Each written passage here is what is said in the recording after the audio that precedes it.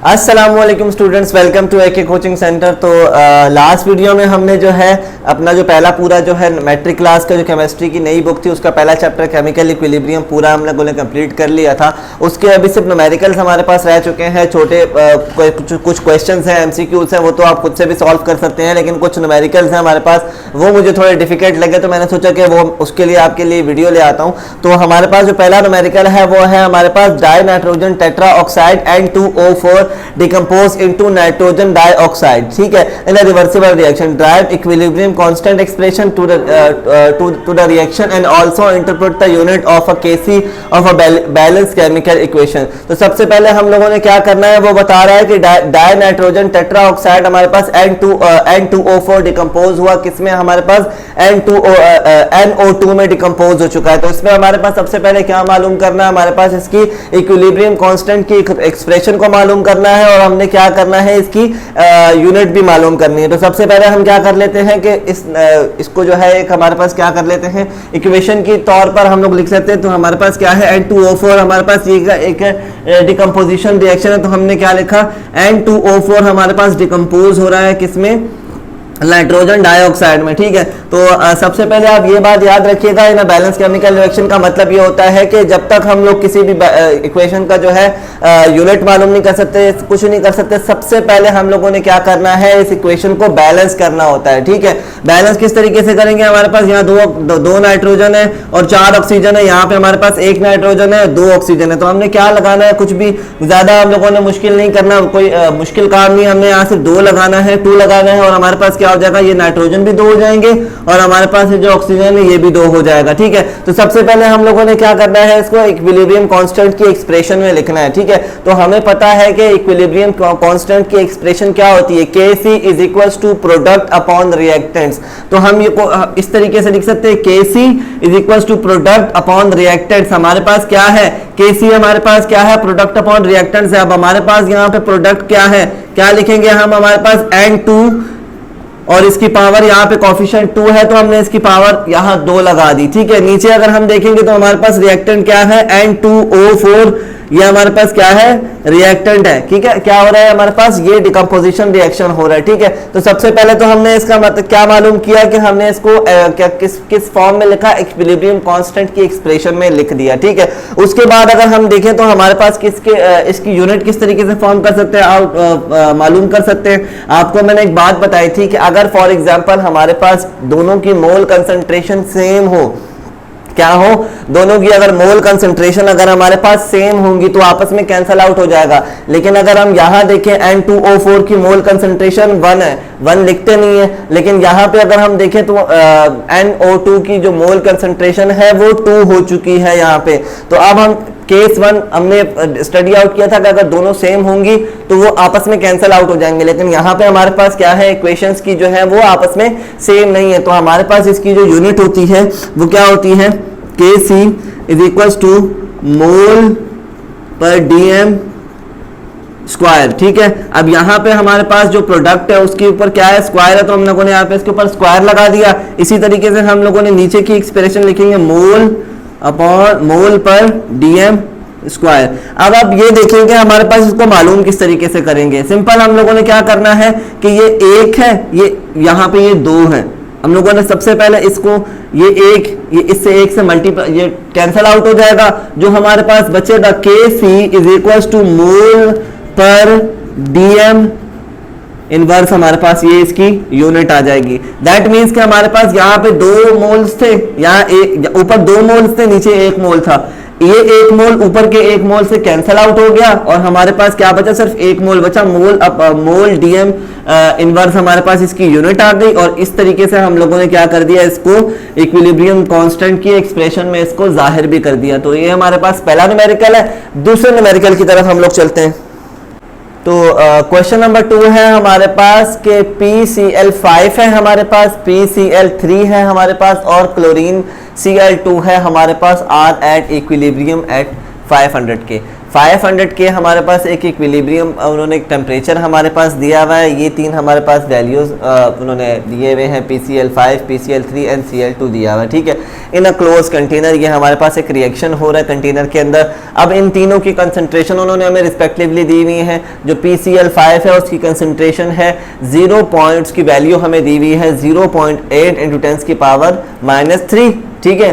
इसकी जो यूनिट है मोल DM इनवर्स, ठीक है। उसके बाद हमारे पास जो PCl3 है उसकी जो वैल्यू है 1.2 × 10⁻³ मोल DM इनवर्स हमारे पास है। और इसी तरीके से हमारे पास जो क्लोरीन है Cl2 है उसकी हमारे पास वैल्यू है 1.2 × 10⁻³ मोल पर DM इनवर्स। अब ये कह रहे हैं calculate value of Kc with unit, ठीक है। अब हमने क्या करना है, उन्होंने PCl5 की, PCl3 की, Cl2 की वैल्यू भी दे दी, कंसंट्रेशन भी बता दी और बताया कि 500 के इसका टेम्परेचर है। अब वो कह रहे हैं कि हमें Kc की वैल्यू मालूम करके बताओ और इसकी यूनिट मालूम करके बताओ। तो हमने कुछ भी नहीं करना, सबसे पहले हमने इस रिएक्शन को इस रिएक्शन को एक केमिकल इक्वेशन की फॉर्म में लिखना है कि हमारे पास एक डिकम्पोजिशन रिएक्शन हो रहा है कि PCl3 आपस में डिकम्पोज हो रहा है और क्या बना रहा है, PCl5 डिकम्पोज हो रहा है और क्या बना रहा है, PCl3 बना रहा है और क्लोरीन Cl2 बना रहा है, ठीक है। तो अब हमने क्या करना है, इसके बाद रिस्पेक्टिवली इनकी जो है इनकी जो कंसंट्रेशन, इनकी जो वैल्यू दी हुई है वो हमने इसमें पुट कर देनी है। तो PCl5 की वैल्यू हमारे पास ये नहीं, हम लोगों ने आपको क्वेश्चन में बताया कि जो वैल्यू है वो लिख देनी है, PCl3 की वैल्यू लिख देनी है और PCl2 की हम लोगों ने वैल्यू लिख देनी है विद इट्स यूनिट के साथ। अब हमें पता है कि Kc की एक्सप्रेशन क्या होती है हमारे पास, Kc = प्रोडक्ट अपॉन रिएक्टेंट। तो यहाँ पे हमारे पास प्रोडक्ट क्या है, हमने प्रोडक्ट क्या लिख दिया, ब्रैकेट के अंदर PCl3 हमारे पास कोई कोफिशिएंट नहीं था तो हम लोगों ने नहीं लिखा। अच्छा, Cl2 का हमारे पास क्या था, कोई कोफिशिएंट नहीं था तो उसको हमने एक अलग ब्रैकेट में लिखा और इस तरीके से हमने प्रोडक्ट लिख दिए। और दूसरा हमारे पास जो है रिएक्टेंट हमारे पास क्या है, PCl3 है, हमने नीचे PCl3 लिख दिया, ठीक है। अब हमारे पास जो वैल्यूज यहाँ पे दी हुई हैं इसको हमने इस इक्वेशन में पुट कर देना है, Kc की एक्सप्रेशन में पुट कर देना है। तो अब हमारे पास सबसे पहले देखते हैं कि Kc की वैल्यू में जो हमारे पास प्रोडक्ट है PCl3 की जो वैल्यू है हमारे पास क्या है, 1.2 × 10⁻³ मोल पर DM², ठीक है। और ये मल्टीप्लाई हो रहा है किससे, क्लोरीन से मल्टीप्लाई हो रहा है, Cl2 से मल्टीप्लाई हो रहा है और Cl2 की वैल्यू क्या है 1.2 × 10⁻³ मोल DM², मोल DM इनवर्स है हमारे पास, ठीक है। -3 इसकी भी वैल्यू है। लेकिन हमारे पास PCl3 की वैल्यू अगर हम पुट करें तो हमारे पास क्या है 0.8 × 10⁻³ मोल DM-3 या इनवर्स इसको कह सकते हैं। तो अगर आप इन दोनों सबसे पहले हम 1 बाय 1 कर लेते हैं। सबसे पहले हम 1.2 जो PCl3 की वैल्यू और Cl2 की वैल्यू है इन दोनों को आपस में कैलकुलेट कर लेते हैं। इसको जब हम कैलकुलेटर में पुट करेंगे तो हमारे पास 1.2 × 10⁻³ अगर इसको मल्टीप्लाई करेंगे 1.2 × 10⁻³ से मल्टीप्लाई करवाएंगे तो हमारे पास आंसर, इन दोनों का आंसर आएगा 1.44 × 10⁻6 आंसर आ जाएगा। और इन दोनों की जो यूनिट्स हैं वो सेम टू सेम हमारे पास रहेंगे क्योंकि हमने सिर्फ वैल्यूज को मल्टीप्लाई किया, 1.2 × 10⁻³ और 1.2 × 10⁻³ को हम लोगों ने आपस में मल्टीप्लाई किया है, ठीक है। तो इसकी जो हमारे पास मोल का जो यूनिट्स हैं वो वैसे की वैसे ही हमारे पास आ जाएंगे, मोल DM inverse multiply by mole DM-3, ठीक है। नीचे की वैल्यू हमारे पास सेम टू सेम आएगी 0.8 × 10⁻³ और नीचे की हमारे पास यूनिट सेम टू सेम आएगी, क्या आएगी हमारे पास, मोल DM इनवर्स आ जाएगी, ठीक है। तो अब हम क्या कर सकते हैं कि ये एक जो यूनिट है ये एक यूनिट से कैंसिल होगी तो अब हमारे पास क्या बची, सिर्फ एक यूनिट बची, ठीक है। अब हमारे पास Kc की वैल्यू हमारे पास क्या आई है, अगर हम इन दोनों को 1.44 × 10⁻6 को डिवाइड करवाएं 0.8 × 10⁻³ के साथ तो हमारे पास वैल्यू क्या आएगी, हम इसको कैलकुलेटर में पुट करके देख लेते हैं। तो हमारे पास वैल्यू आती है, Kc की वैल्यू हमारे पास आएगी 0.44 × 10⁻6 को अगर डिवाइड करेंगे 0.8 तो हमारे पास वैल्यू आएगी 1.8 × 10⁻³ आंसर आएगी। और ये एक जो हमारे पास इसकी यूनिट है वो इसके साथ यूनिट आएगी मोल अपॉन DM इनवर्स। तो ये हमारे पास क्या आ गई, क्वेश्चन नंबर 2 की इक्वेशन भी आ गई हमारे पास, केसी की वैल्यू भी आ गई और हमारे पास क्या आ गई, इसकी यूनिट भी आ गई। तो इस तरीके से हम जो है क्वेश्चन नंबर 2 जो है हमारा वो सॉल्व हो चुका है। अब हम चलते हैं क्वेश्चन नंबर 3 की तरफ। तो क्वेश्चन नंबर 3 हमारे पास है the value of KC for the reaction is 1 × 10⁻⁴। यहाँ पे हमें उन्होंने क्या कर दिया, केसी की वैल्यू दे दी इस रिएक्शन की। हमारे पास रिएक्शन क्या है, 2 हाइड्रोजन आयोडाइड डिकम्पोज होकर क्या बना रहे हैं, हाइड्रोजन गैस और आयोडीन गैस, जो कि हम बहुत दफा डिस्कस करके आ चुके हैं इससे पहले भी इस चैप्टर के अंदर। ठीक है, तो सबसे पहले हमारे पास क्या करें, at a given temperature of a molar concentration of a mixture reaction mixture, हमारे पास जो है हाइड्रोजन आयोडाइड की जो वैल्यू कंसंट्रेशन है वो भी हमें दे दी है। हमारे पास जो हाइड्रोजन की है, जो हाइड्रोजन गैस की जो कंसंट्रेशन है वो भी हमें दे दी, और हमारे पास क्या आयोडीन गैस की भी जो कंसंट्रेशन है वो भी हमें इन्होंने दे दी है। अब हमें क्या मालूम करना है, predict the direction of the reaction, जो कि हमने इससे पिछले वाले टॉपिक के अंदर पढ़ा था कि क्यूसी की वैल्यू फाइंड आउट करके हम किस तरीके से डायरेक्शन पता लगा सकते हैं।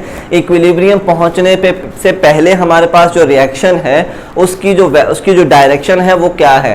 तो हम सबसे पहले क्या करते हैं कि हमारे पास जो वैल्यू है H, जो हमारे पास हाइड्रोजन आयोडाइड की जो वैल्यू है हमारे पास, वो हम क्या कर देते हैं, लिख देते हैं 2 × 10⁻⁵ मोल डीएम इनवर्स। ठीक है, और हाइड्रोजन की वैल्यू हमारे पास क्या है, 1 × 10⁻⁵ मोल डीएम इनवर्स, और हमारे पास आयोडीन की वैल्यू भी यही है 1 × 10⁻⁵ मोल इनवर्स, मोल डीएम इनवर्स। ठीक है, तो अगर हम क्यूसी की फॉर्म में, क्यूसी की अगर एक्सप्रेशन में हम लिखें तो क्या किस तरीके से लिखेंगे, हमारे पास कि प्रोडक्ट अपॉन रिएक्टेंट्स हम लोग लिखेंगे। ठीक है, तो हमारे पास प्रोडक्ट क्या है, हाइड्रोजन और आयोडीन गैस है, इस तरीके से हमने ब्रैकेट के अंदर लिख दिया, और हमारे पास जो हाइड्रोजन आयोडाइड है तो हमने हाइड्रोजन आयोडाइड लिख दिया, ये उसके 2 इसके साथ कोफिशिएंट था तो हमने इसकी क्या बना दी, पावर बना दी। अब हम क्या करते हैं, इनकी वैल्यूज पुट कर देते हैं। हमारे पास हाइड्रोजन की वैल्यू हमारे पास क्या है, 1 × 10⁻⁵ हमने ये लिख दिया।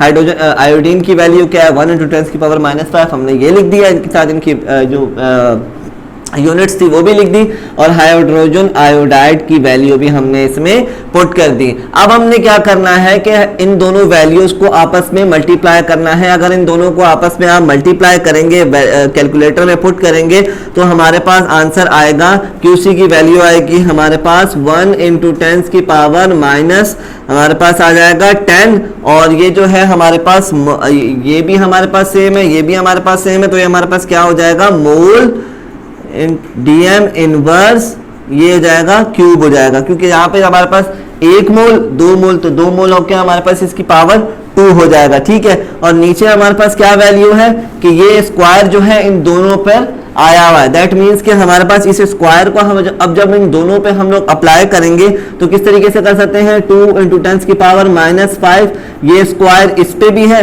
और ये क्या है हमारे पास, मोल डीएम इनवर्स, ये स्क्वायर इस पे भी है। ठीक है, यहां तक हमें पता चल गया। अब हमने क्या करना है कि ये जो स्क्वायर, ये जो हमारे पास जो यूनिट है इस यूनिट से कैंसिल होगी, दोनों सेम है हमारे पास। अब जब इसको हम इससे मल्टीप्लाई करेंगे तो क्यूसी की वैल्यू हमारे पास आएगी। क्यूसी की वैल्यू क्या होगी हमारे पास, ऊपर की वैल्यू सेम टू सेम लिखते हैं 1 × 10⁻⁻10।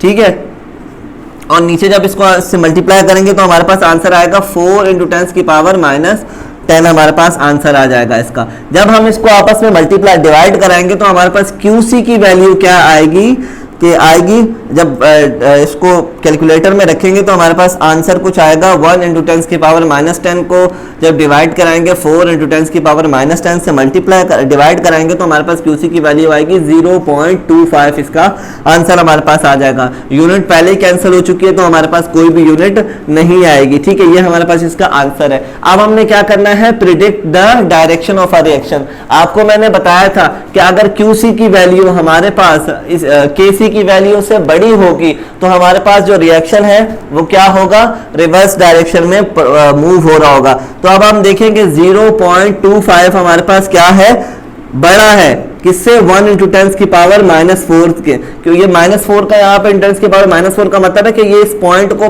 4 दफा पीछे लेके जाएंगे। दैट मीन्स कि ये 0.25 हमारे पास क्या है, बड़ा है। तो the reaction will proceed into the, जो कि हमारे पास जो रिएक्शन है वो कौन सी डायरेक्शन में जाएगा, रिवर्स डायरेक्शन में जाएगा। दैट मीन्स कि यहाँ पे जो रिएक्शन है वो लेफ्ट की तरफ मूव करेगा, डायरेक्शन लेफ्ट डायरेक्शन में हमारे पास मूव करेगा। तो हमने इस तरीके से मालूम कर लिया कि डायरेक्शन क्या है किसी भी इस जो रिएक्शन हमारे पास रिवर्सिबल रिएक्शन हो रहा है, हाइड्रोजन आयोडाइड जो है डिकम्पोज होकर हाइड्रोजन गैस बना रहे हैं और आयोडीन गैस बना रहे हैं। तो हमने इस तरीके से इसकी वैल्यू फाइंड आउट कर ली और इसकी डायरेक्शन भी फाइंड आउट कर ली। तो आई होप कि आपको तीनों न्यूमेरिकल अच्छे तरीके से समझ आ गए होंगे। आपको अगर इनमें कोई भी प्रॉब्लम है तो आप लाजमी कमेंट सेक्शन में पूछ सकते हैं हमसे। अपना बहुत सारा ख्याल रखिएगा। नेक्स्ट चैप्टर के लिए भी वीडियोस हम बहुत जल्दी लेके आएंगे। तब तक के लिए अल्लाह हाफिज़।